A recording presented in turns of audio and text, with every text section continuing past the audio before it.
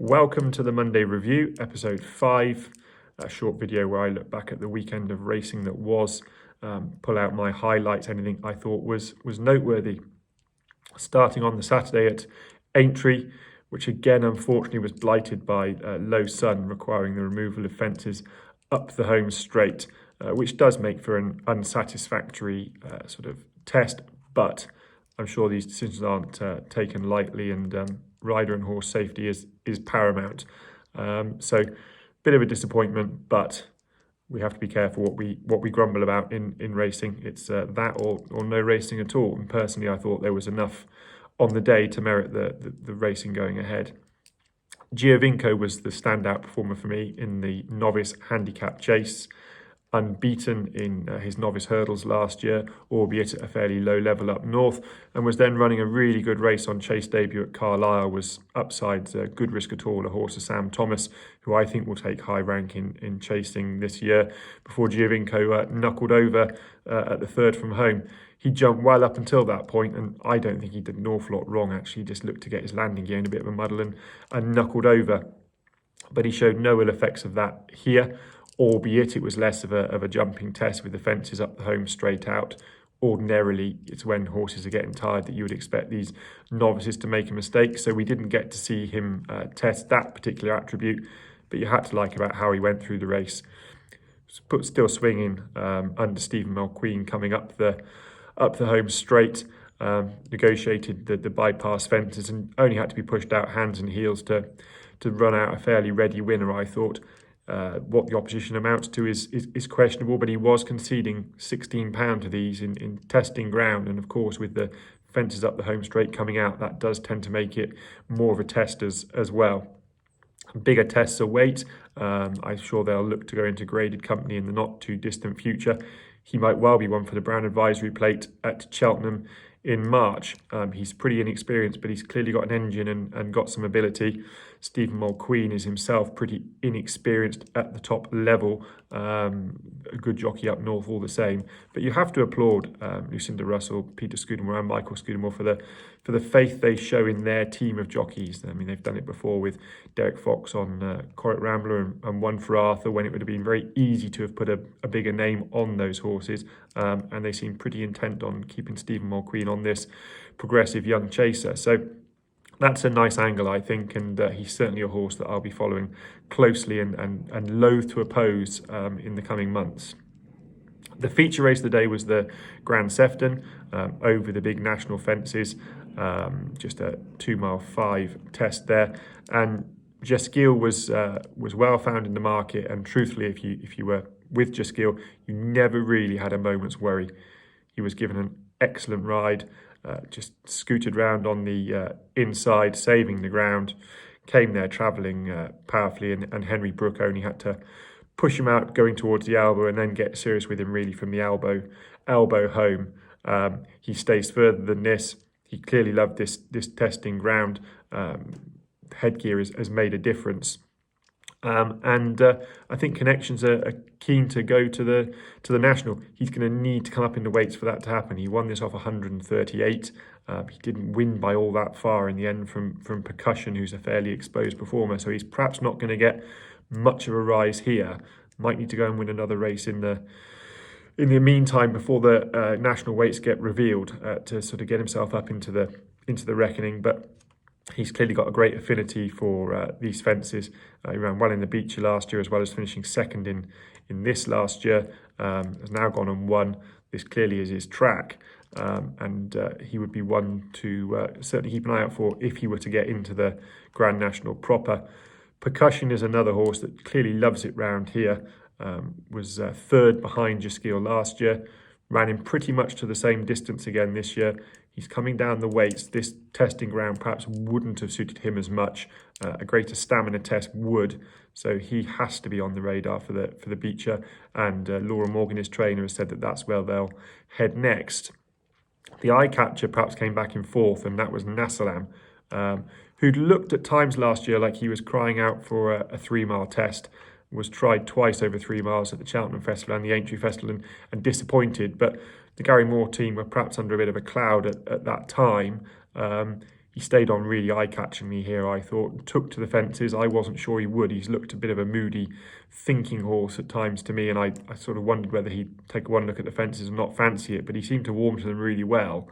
The Beecher and the 3 mile 3 test of that might be a bit of a stretch, but he's certainly got a handicap in him off this current mark over 3 miles, and he's one that's worth keeping on your radar for the season ahead.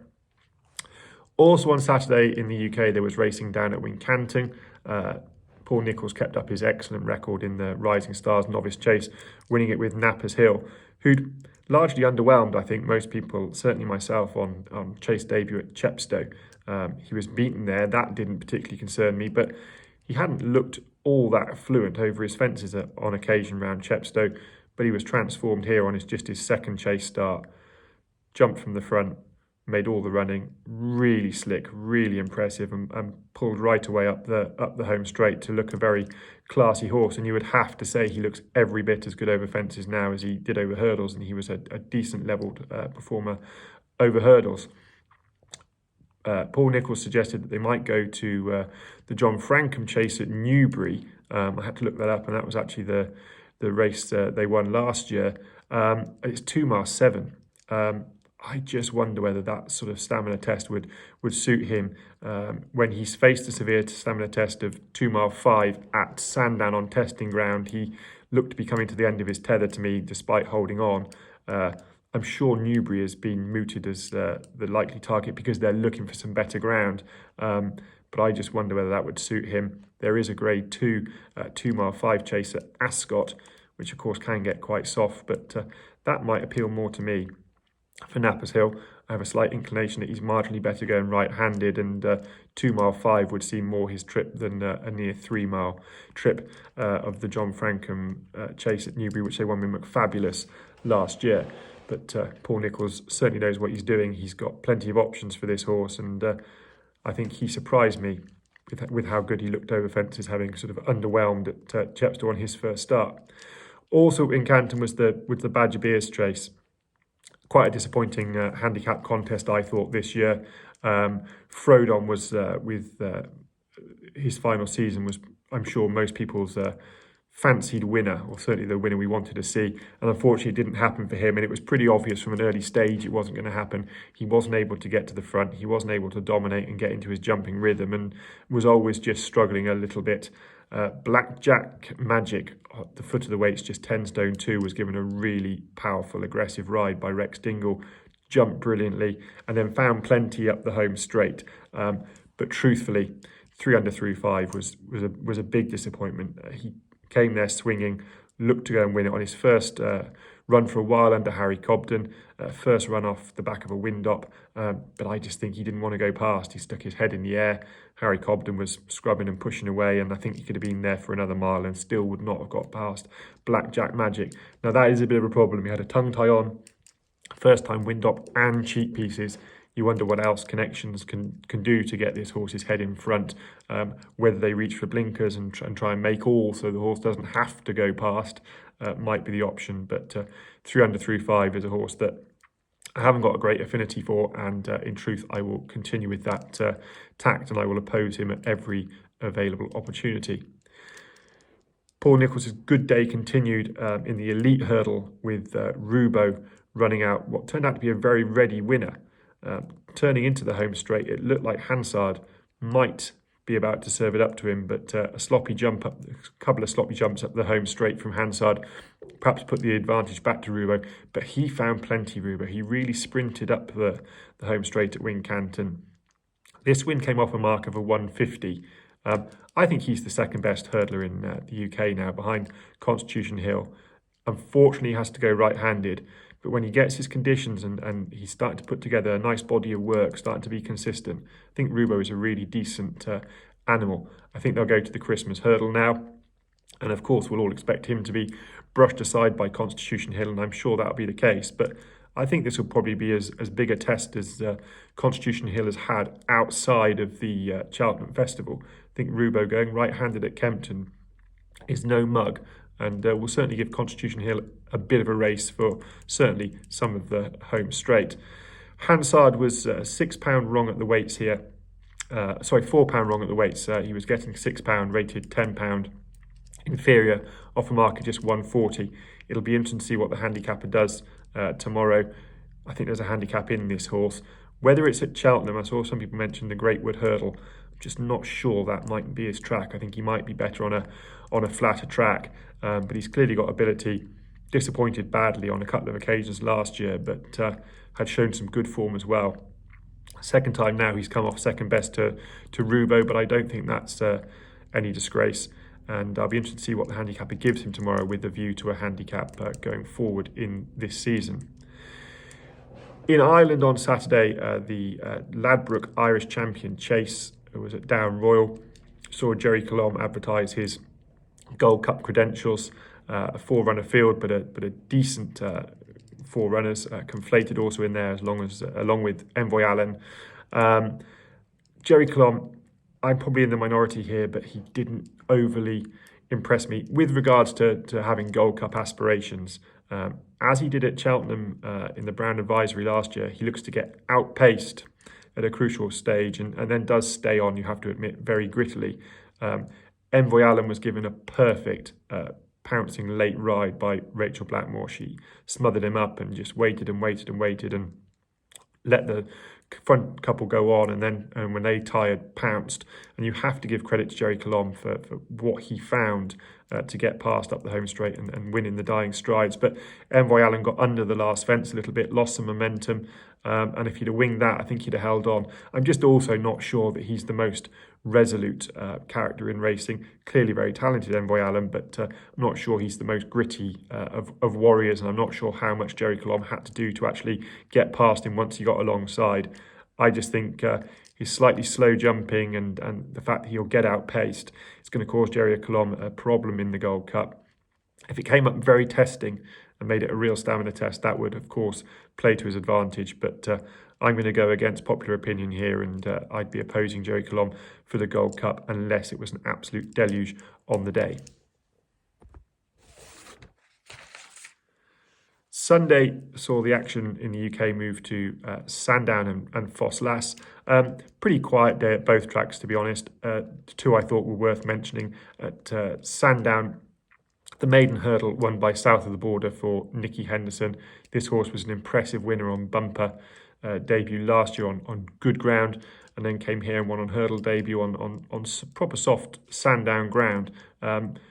Was fairly prominently ridden, jumped very well, and then found plenty from the back of the last up the hill, and stayed on powerfully. He'll undoubtedly stay further than this, clearly got an engine, but I think Connection will probably be keen to come back to Sandown for a listed contest next over this trip.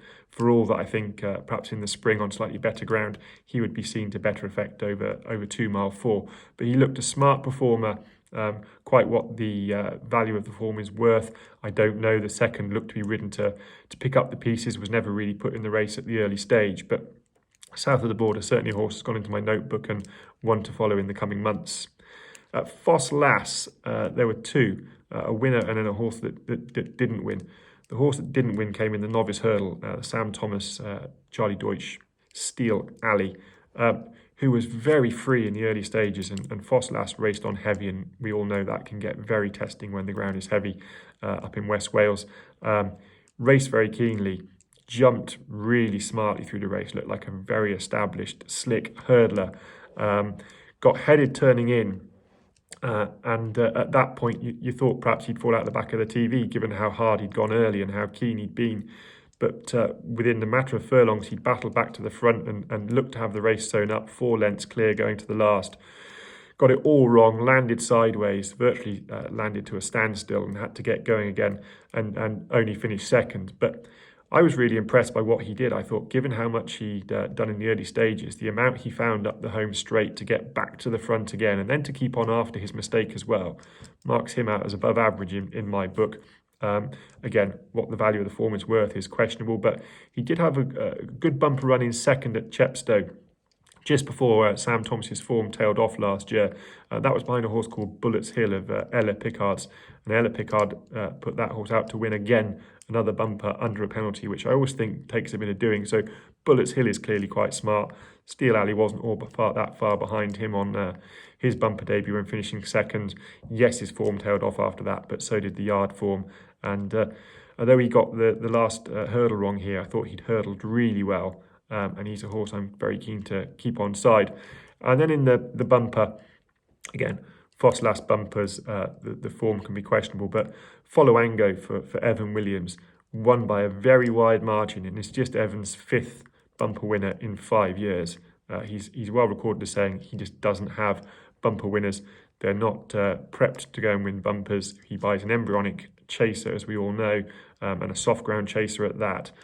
So Followango, whether they'll start straight out over hurdles now or whether they'll try and follow up in a bumper, I'd be suspecting that he won't hang around in bumpers and he'll get going hurdling in the depths of the winter when the ground is testing. And I think given that Evans' profile is not to have bumper winners, you can mark this horse up as a significantly above average, particularly given the distance he put between him and the field at Ffos Las. So Followango is a horse to keep in mind very much. At Naas on Sunday, the action was again very interesting. Dinoblue, the mare of Jake McManus, Willie Mullins, I was really impressed by what she did, winning over 2 miles against the boys. She made all the running, jumped very smartly, never really given a moment's rest. So Gerhard was just in behind her and always pressing her forwards. He came to challenge before coming down at the second last. And then she had to fend off the fast-finishing Frodon, who'd been ridden far more patiently. He definitely stays further than this 2 miles, came with a really good-looking run up the stiff Naas finish, but she found bundles for pressure and was pulling away again at the finish. I think she could be a mare for the Mare's Chase at the Cheltenham Festival. Yes, she'd have to go an extra half mile, 4 furlongs than she's gone before. She's got form up to 2 mile 1, but she saw this out really well, jumps really smartly, and I think amongst Willie's battalion of smart mares, she's right up there. I'd certainly have her on my mind for the Mare's Chase at Cheltenham. So Gerhard, what do you do with him? He jumped far better than he had last year over fences. Last year he looked very awkward over his fences and barely made a mistake all the way around until making his mistake and coming down. Does just jump a bit low though, and I suspect that he might well end up over hurdles later this year. They might be tempted to go and give him another chance over fences, but he's not the most robust horse. I'm sure they're not going to be keen to have him on the floor again, and so it might be that hurdles is the route he goes now, maybe even something like the Stayers Hurdle at the Cheltenham Festival. And then the Beginner's Chase saw the return of Corbetts Cross and Grangeclare West. It was Grangeclare West that came out best on this occasion. Again, as at Aintree on Saturday, the fences up the home straight were taken out at Naas for this race, which did make it more of a stamina test and of course less of a satisfactory jumping test. But Grangeclare West made all the running, jumped really smartly, stayed on powerfully, and ran out a ready winner. I would just urge caution with him. He's flattered to deceive on a couple of occasions, has looked very good first time out and then not been able to back it up, notably over hurdles last season. He does look like a chaser and he jumped very well, so the signs are good, but personally I'd be keen to see him go and do it one more time before getting too much on the bandwagon with him. And Corbetts Cross, I'm a big fan of this horse. I might be in the minority, but I thought he was going to go very close in the Albert Bartlett last year before inexplicably running out at the last. This was a good chase debut. He was pretty big over the first few in the early stages. Mark Walsh was very careful with him in the jumping department. He travelled quite keenly and didn't look to me to be given an overly hard time up the home straight to try and get close to Grangeclare West. I'm sure he will eventually turn out to be the best of these over fences. I've lost no faith in him whatsoever, and if only I could figure out where I thought they might go, I'd be keen to have an anti-post bet. But given that Connections have also got Iroko and plenty to come from other sources in the novice chase department, just quite trying to figure out where Corbetts Cross would go is beyond me, I have to say. But he's a horse I'll follow closely, and I expect to be showing up well at the Cheltenham Festival in the spring. So that's the end of the Monday review. If I've missed your highlight or missed a horse that you thought was worthy of mention, do drop a message in the comments or contact me on Twitter or X as it's now known. In the meantime, I'll be back tomorrow on Tuesday for handicap movers and shakers. And if you haven't done so already, please do hit a subscribe on this channel. I've got plenty of content forthcoming this week. And if you've got friends you think might enjoy this, then do send it their way. See you tomorrow.